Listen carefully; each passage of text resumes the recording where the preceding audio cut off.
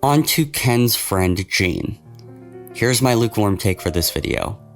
I think Gene is very, very, very likely to end up taking over the restaurant, and I'll explain why. Obviously, we know that Gene has a huge love for music.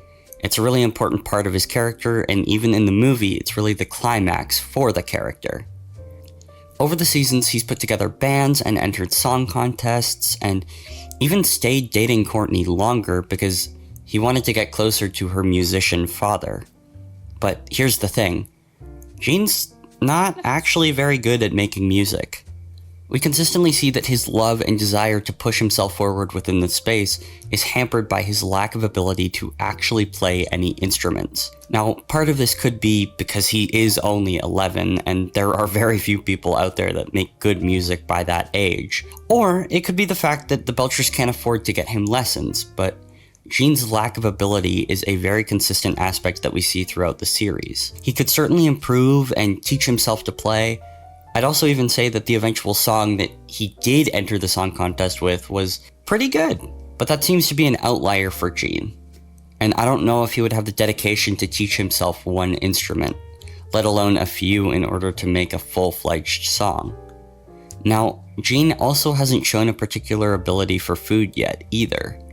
Gene loves food and shares his interest very much with Bob, but the few times he's had the opportunity to actually make something, it hasn't gone very well. So, where does that leave us?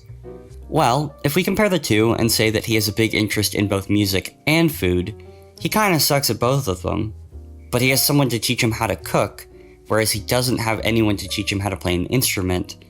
I think that's the more likely path he goes down. I see Gene as the future chef of the restaurant, maybe showing more of an interest to learn once he gets to be a few years older.